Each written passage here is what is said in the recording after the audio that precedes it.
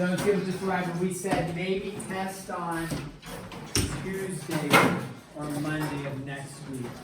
We'll let you know as we get closer, okay? Next week, Monday or Tuesday.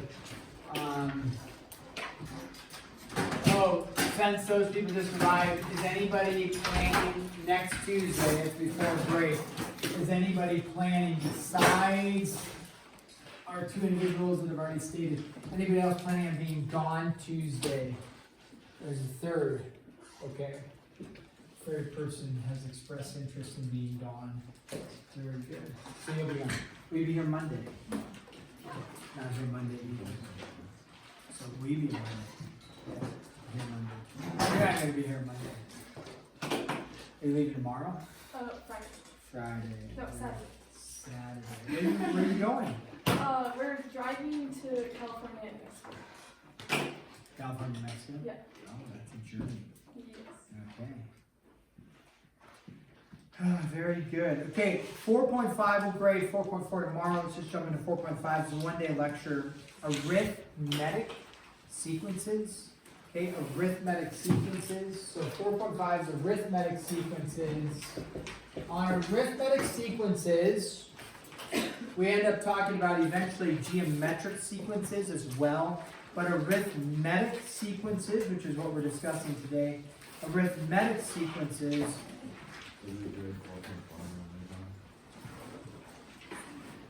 No.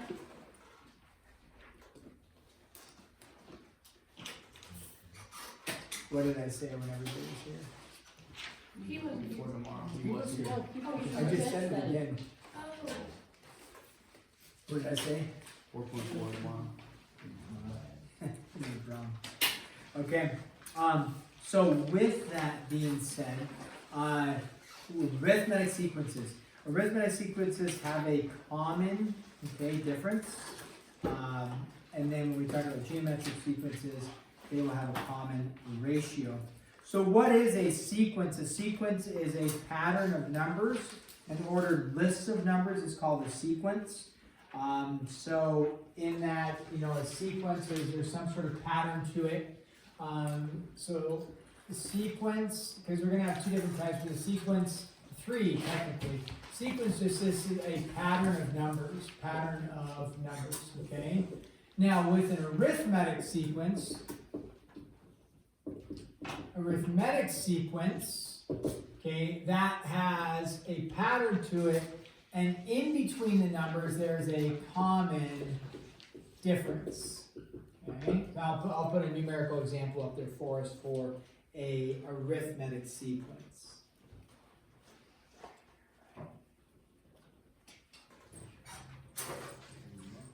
Okay, so let's start with this. We'll pick a pretty straightforward one. If I have the first number, let's say is 3, then the next number is 6, and then 9, and then 12. If you were to look at that sequence, can you see that there's a pattern to this? Yeah, there's a pattern. And what would the pattern be? What would our next number be?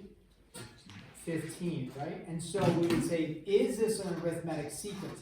It's a sequence because there's a pattern, 3, 6, 9, 12, and then 15. This is a sequence, and then what kind of sequence? I'm telling you it's an arithmetic because our common difference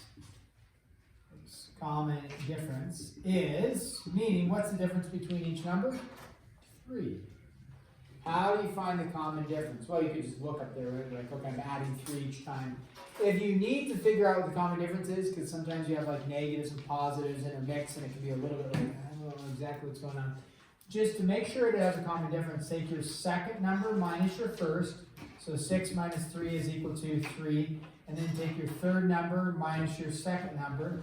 9 minus 6 is 3. And oh, what do you know? They are in common. 3 and 3, right, are the same. 12 minus 9 is 3. And so that's how you can tell it has a common difference for that. Okay? So in that, there is a little formula they give you. Where is the formula? That's the one I want. They use a sub n. We'll talk about that. The formula they give you for arithmetic sequences to figure out sometimes what the last term is, what the first term is going to be a sub n is equal to a sub 1 plus n minus 1. And make sure, because the Algebra 2 book D uses different letters, which is fine, same formula. Okay, so that looks maybe a little confusing. Sub n, okay, sub 1.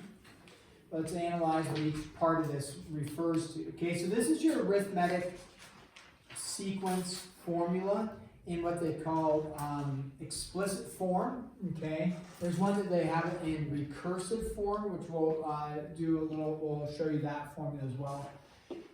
A sub n just stands for your, what we would call, this would be your nth term, okay? So, and I'll do like a little example for us. That just stands for your nth term. So for like, what's the 10th term in the sequence, or what's the 100th term in the sequence, or what's the 7th term in the sequence? Okay, now, we don't have the 7.5 term, right? It's only integral values. What's the first, second, third, fourth, fifth, sixth? It's like our natural numbers. We don't ask what's the 11.5 term in there. It would be the 11th term or the 12th term. Okay, so it's just the nth term, but with our counting numbers. A sub 1, anybody want to venture what A sub 1 refers to? Always, I'll venture it for you, always your first term. So that's never like the second term. It's always going to be the first term goes there. Okay? And then n just stands for, when I say the nth term, that's what the term is. The n term is just whatever, I don't know how to write it because it's not the nth term, it's the n term.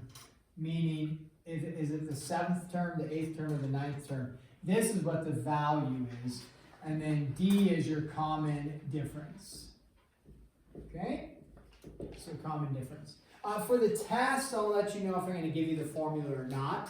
I did do that one time. I gave you some formulas. Here, I might give you the formula. I'll let you know. All right. So if we were to apply this, okay, this formula, with lots of stuff going, okay, to something like this. Okay. If we were to apply it to this sequence, I would state something like this.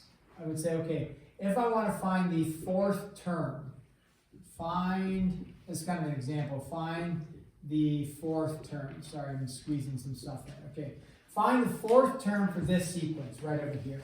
Well, when we look at it, we can easily, we don't need a formula, right? 3, 6, 9, what's the 4th term of the sequence? 12. But I want to plug it into the formula so we can see where the numbers fall, what it looks like, and make sure we get out 12. So if I said, what is the 4th term? You could easily just say it's 12, because you counted first term, second term, third term, and the 4th term is 12. But let's do it with our formula. We would say A sub, when I'm asking for the 4th term, we would say A sub 4 is equal to A sub 1. Well, what is A sub 1 in this case? It's the first term. What's the first term listed? 3 plus, okay, n is referring to the n term that I'm looking for. Remember I said A sub 4, so what is n going to be? N is going to match this number right here. 4, always going to be minus 1, that's always 1, it's a constant.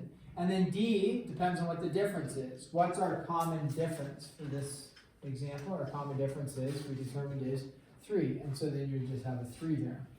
And so you'd say A sub 4 is equal to 3 plus 3 times 3, a lot of 3's going in this one. And then you would say A sub 4 is equal to 3 plus 9, and then A sub 4 is equal to 12, like that. Which we already knew, but it's confirming, yep, 12 is there, 12 is there, and that's how we would use the formula. So if you wanted to find, like, what's A sub 17, you can find the 17th term by plugging in A sub 17.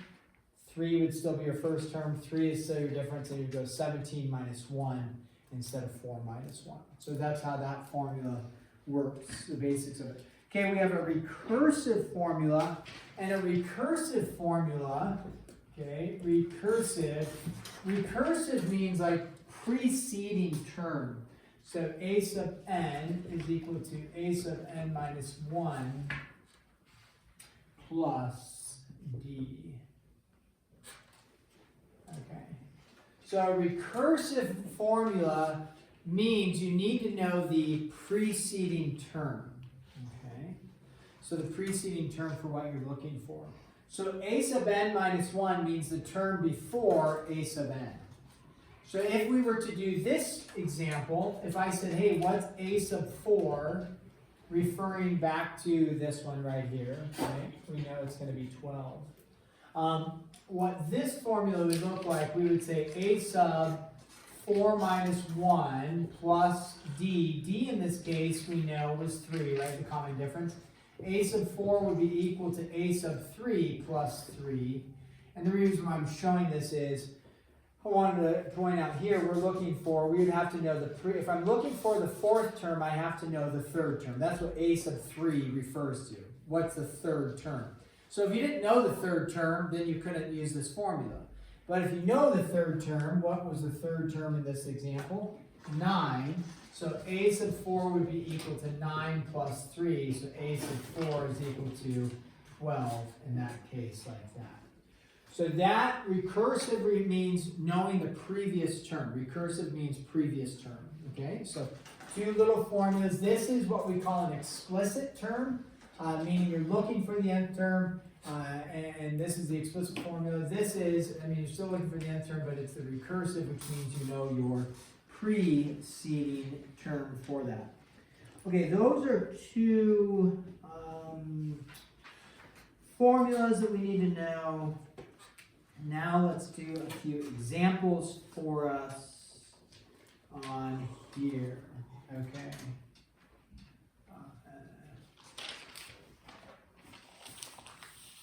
Okay.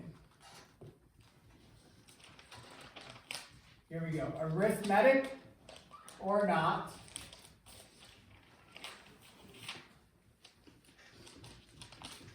If arithmetic, find common difference and 3 more terms. Okay, so you're going to look at a sequence and you're going to determine, is it arithmetic? Is it not? And if it is arithmetic, okay, what is the common difference and then what are the next 3 terms? All right. So we look, here we go. We have a sequence of numbers. This is dot, dot, dot, actually. Okay, we look at it. Looks like there's some sort of pattern, right? 5, 10, 15, 20. What would you guess the next number is? 5, 10, 15, 20, 25, 30, 35, right? And then we notice that it's changing sign, right? 5, then negative 10, 15, negative 20, positive 25, so on and so forth. So is there a pattern to this set of numbers? You bet. So there's a pattern. It is a sequence, but is it arithmetic? Well, arithmetic has to have the same difference between all of them. Now, you can be subtracting, right? That's fine. It just has to be adding or subtracting the same number each time. So again, to look at this, you could easily, okay, what did I have to do to get from 5 to negative 10 if I'm going to be adding or subtracting? 5, what did I have to do to go 5 to negative 10? I had to subtract 15, right? So 5 minus 15 gives you negative 10. If it's arithmetic, you would have to subtract 15 as well to get from there to there. What's a negative 10 minus 15? Negative 25. So therefore, is it arithmetic? No. So in this case, you would just say, nope, not arithmetic. Okay, that's all you'd have to do. You wouldn't have to state why it's not arithmetic. You would just know it's not. Then what if I have this one? You'll have a little chart here. This, okay, this. It's going to be like this. 1, 2, 3, and 4, and negative 5, negative 1, 3, and 7. So a little different formatting, right? So when you look at this, which one's the sequence? Is the sequence 1, 2, 3, 4? Is that our sequence? Or is our sequence negative 5, negative 1, 3, and 7? Well, n, if you kind of follow back to our formulas, A sub n is standing for whatever the term is. N stands for the first term, second term, third term, fourth term, right? So if you look at this, the sequence is actually -5, -1, 3, and 7. If it's helpful, sure, you don't have to do this, but if it's helpful, you could go like that and say, okay, I'm going to write the sequence out like that without the table. And then we say, is it arithmetic? And if so, what's the common difference? So you can look between here and here. What did you do to get from -5 to 1? You had to add, how many? 4. So you added 4 to get from -5 to 1. And then what do I do from -1 to 3? I had to add, how many? 4. So, and then from 3 to 7, what do you add? 4. So is it arithmetic? Yes. What's our common difference? We just analyzed our common difference is going to be 4. And then it says state the next 3 terms. 3 more terms. And so our next 3 terms would be, you're just going to add 4, right? It's going to be 11, make sure I do this right, 15 and 19. And that would be your answer there. Now, if you want, here we're just visually looking at it, right, to find the common difference. If you want a little, like I stated over here, if you want to find the common difference, like arithmetically, if you will, or using arithmetic, you just take the second term minus the first, oops, not 15, the second term minus the first term, so a -1 minus a -5, which would be 4, and then you take the next one, which would be 3 minus a -1, so 3 plus 1, so that would also be 4. 4 and 4. Okay, so there's your common difference there. Now you will have some, like a graph of one. I can't quite do that. Well, I can do the whole graph out. We're not going to do a bunch of sketched line, but it's going to be like this, and then. Okay, 5. Okay, so it'll go like this. You'll actually have to find the, it'll be like this, and then,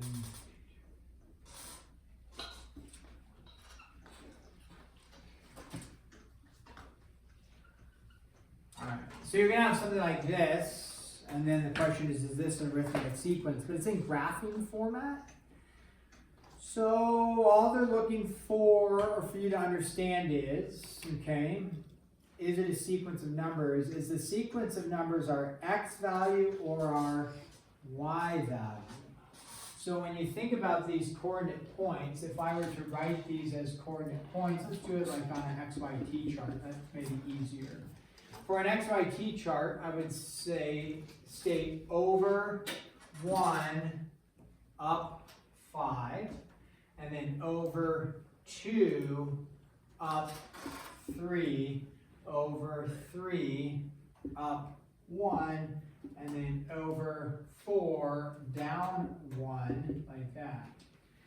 So when we look at this, is the x value or the y value the sequence? Okay, and we look and we say, well, the x value would actually just represent the number in the set, like in terms of what term it is. And then the y value is representing our sequence. So our sequence is actually 5, 3, 1, -1, dot, dot, dot. So you're like, okay, I plugged in 1, plugged in 2, plugged in 3, plugged in 4. What if I plug in 5, 6, 7? Is there a pattern to it? Yes. Is it an arithmetic pattern to it? And so we look at this and we say, how did I get from 5 to 3? What did I add to get from 5 to 3? Subtract 2. Yeah, so when I say what did I add, Milo's exactly right. You subtracted 2. You can either say I added a -2 or subtracted 2 is fine. It doesn't matter. Then from 3 to 1, what did I do to get from 3 to 1? I subtracted 2 as well, right? So therefore, what is our common? Well, let me ask, is it arithmetic? We forgot to state that. Yes. Yes, it's arithmetic. And then what's my common difference? What am I adding each time, or what am I subtracting each time? This is important. Some people accidentally write 2. You're not adding 2, you're subtracting 2, like Milo said. You don't need to write adding a -2. That's cumbersome notation, even though that is what's going on. Just write a common difference of -2. So what are my next three numbers? You just say, okay, subtract 2 from -1. What's my next number then? -3, -5, and -7. Like that. Okay? All right. So there, let's go like this. We're going to leave those. Now we're going to fly through. We're going to leave that. And I'm going to leave the formulas up there so we can reference them for these next set of problems. So the next problem is number 4 here. Generate the next 4 terms. Okay. We're going to generate the next 4 terms. This is number 4, example number 4. So if you are given a sub 1 equals -12 and a sub n is equal to a sub n minus 1 minus 7. I'm sure I have the right numbers down. Okay, there we go.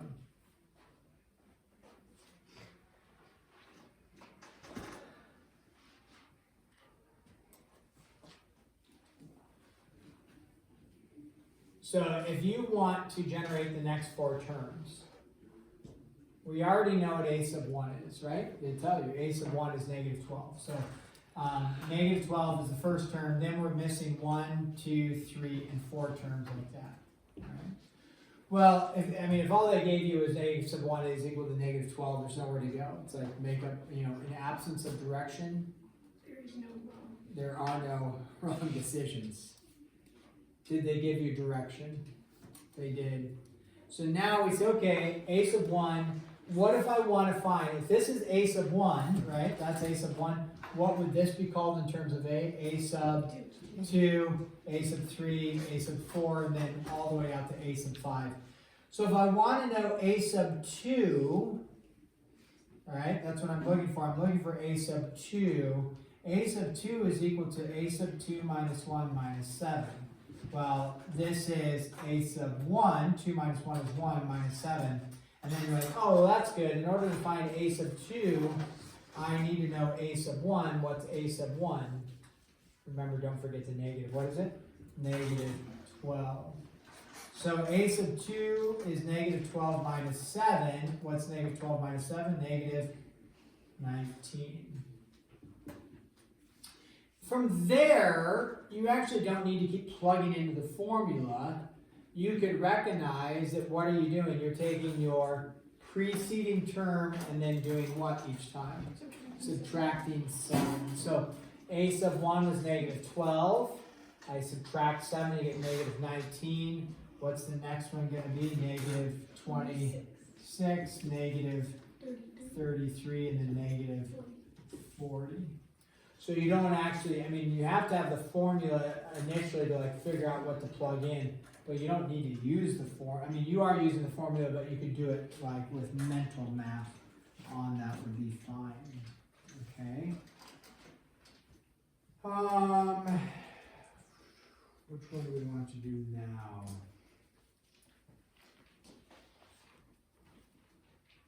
Okay, let's do this one. We're not using these formulas yet. Necessarily, but this says graph the related ordered pairs.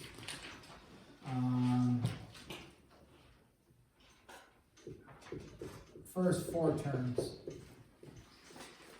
Okay, and this is number 5 for us, and this has a sub 1 is equal to 2, difference is equal to 2. Okay. All right.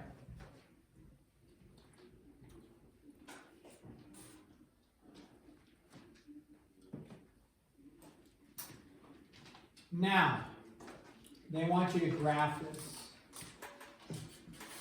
And ordered pairs. Ordered pairs require an X and they require a Y. When you come up, look over here, even though we didn't see ordered pairs in that, there are ordered pairs. What are the ordered pairs? First term, 1, comma, -12. 1, comma, or 2 comma negative 19, 3 comma negative 26. Very similar to over here, 1 comma negative 5, 2 comma negative 1.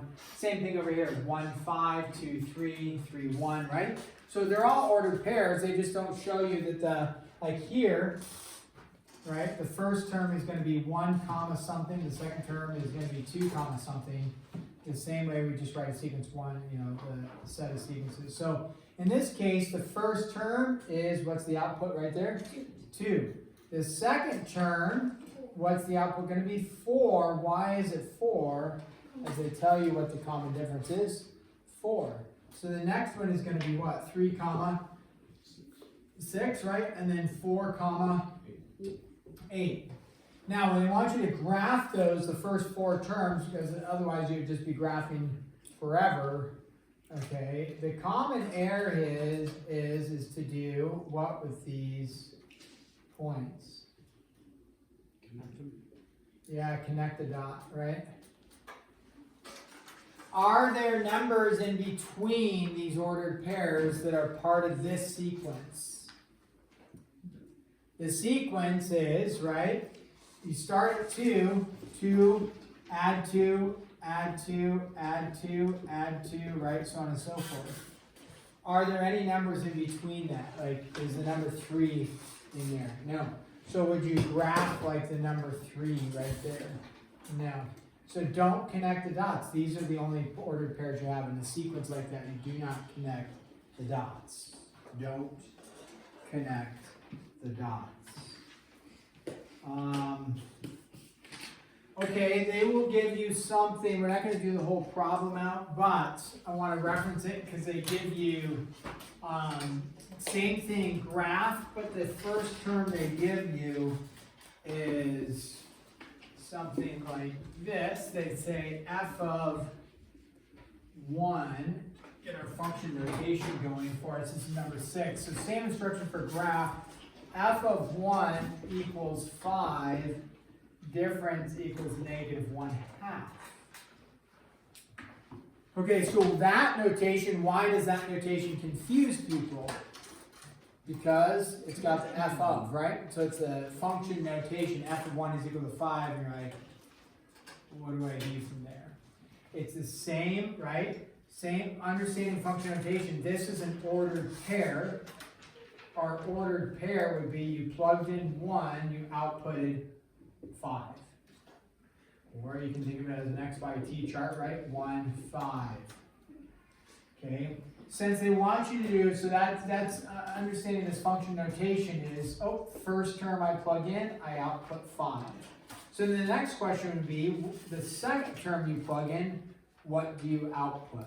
And then the third term, then the fourth term, because they want you to graph 4 terms. So the first term you plugged in, you outputted 5. If you want to put it in coordinate point form, you could. Second term you plug in, you output something. Well, how do I know what you output? Because they tell you, what should you output? The common difference is negative 1/2. So you started at 5, you reduce it by 1/2. What's the next one going to be?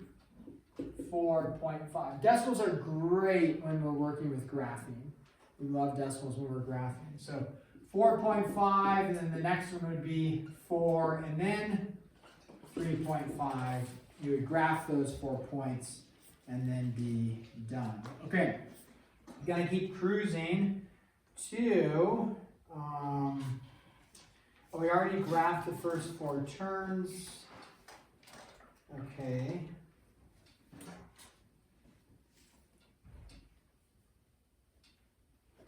Oh, we better do this one though. 7. This one, another function notation. F of 1 is equal to 20. Okay, so that hopefully we kind of make a little sense of. But then this one is going to cause some potential issues like this. So f of 1 is equal to 20. That's good. F of n is equal to f of n minus 1 minus 5. Okay. So we need to graph the first 4 terms. Okay. Did they give you the first term to graph? If you understand function notation, what we just talked about. Did they give you the first term to graph? You bet. What's the first one you would graph? 1 comma 20. There you go. Okay. So you could graph that one. That's a start. Now we need 2 comma something, 3 comma something, 4 comma something, right? Those are the next ones. 2 something, 3 something, and 4 something. So what we know is the next one we want to input. Remember we talked about inputs, outputs, domains, ranges, right? What do I want to input for the next number? I already inputted 1. I outputted 20. Well, now I want to input 2. Well, where would I input 2 to? Not into here, right? That's 1 comma 20. Where do I input 2? I'd have to go over here, input 2. Did we work on function notation and how to plug in? You bet. So you would input 2, and then it would be 2 minus 1 minus 5. Right? That's weird. F of 2 is equal to f of 2 minus 1, which is f of 1 minus 5. You're like, what? Well, what's f of 1? Oh, what is f of 1 equal? 20. So f of 2 would be equal to 20 minus 5, which is going to be 15.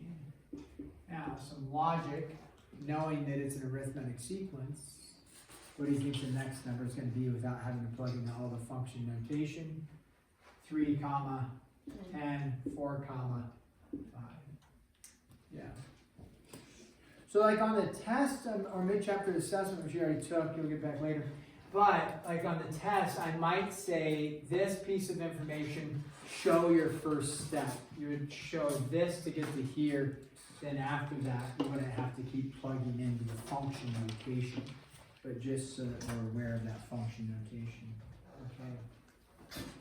Nice. All right, now, there's a lot going on here. Find the, I keep threatening we're going to use our formulas, and I think we're going to use them right here. Find the specified formula. There we go. Okay, so find the specified formula. Okay? With the information, this is number 8 here. So number 8 is if you are given 50, 45, 40, 35, dot, dot, dot, and they want you to find the recursive formula. So they're not actually asking for find the 4th, 5th, 6th term, the 8th term, the 10th term. They're just saying find a general formula that represents this sequence. Okay, they tell you, for starters, you know it's arithmetic, right? We know it's arithmetic because it has a common difference. They tell you specifically they want you to use which formula? The recursive. So you come over here. I'm going to write that right here and then analyze what we need to plug in. Okay, plus D. So the recursive formula, all you're going to do is, you want a formula in terms of like an unknown, so like a sub n, because it's like, well, what if I wanted to find the 50th term? A sub 50, or a sub 7, or a sub 16. So it'll be a sub unknown, because we're not finding a value, we're not finding the 18th term, we're just finding a formula. In a recursive formula, you always have the unknown like this. Because that, in order to have a formula, you need to have some unknowns that you're going to plug into. Plus, however, what do we know D is? This is where we want to put a value here. This value is going to be -5. Now, if you write plus and -5, that's fine. Or you can also write this, a sub n minus 1 minus 5 is great. The reason why we don't plug anything into a sub n minus 1, because you don't necessarily know what the preceding term is. If I wanted to find a sub 18, I would have to plug in a sub 17. If I wanted to find a sub 30, I'd have to plug in a sub 29. So that's going to always be changing. Here, a sub 1 is always a sub 1. It never changes. So if we did a formula like that, that would always be plugged in. So this, and then guess what you also have to do? Like this, and then you have to state like an initial condition. Because in a recursive formula, okay, so a sub 1 is equal to 50. In a recursive formula, you always have to know what the preceding term is. So if I were to give you this formula, let's pick a different one. We have just enough time to kind of discuss this.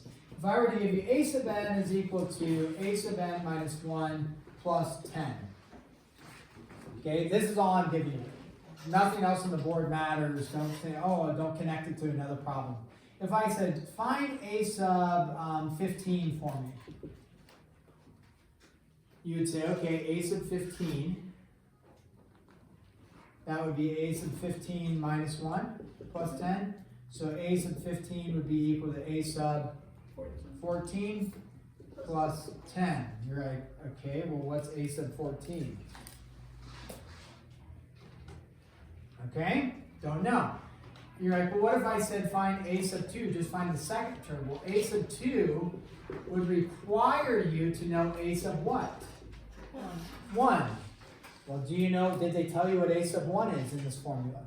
No, so would you be stuck?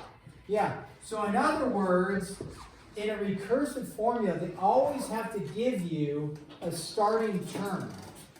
So you need an initial starting point, like a sub 1 is equal to 50. You have to have that.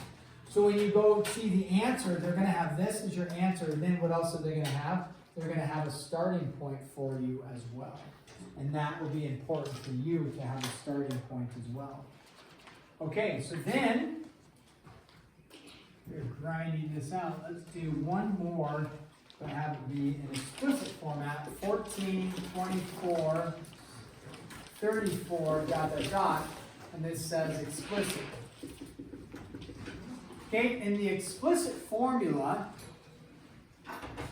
okay, we come over here, not recursive, it's going to be explicit. In the explicit formula, we will have a sub n equals, and we're just going to plug in the things that we know for sure that are going to be constant, and then the unknowns we leave. What is a sub 1? A sub 1 would just be your first term. Is the first term for this sequence ever going to change? No, it's always going to be what? 14.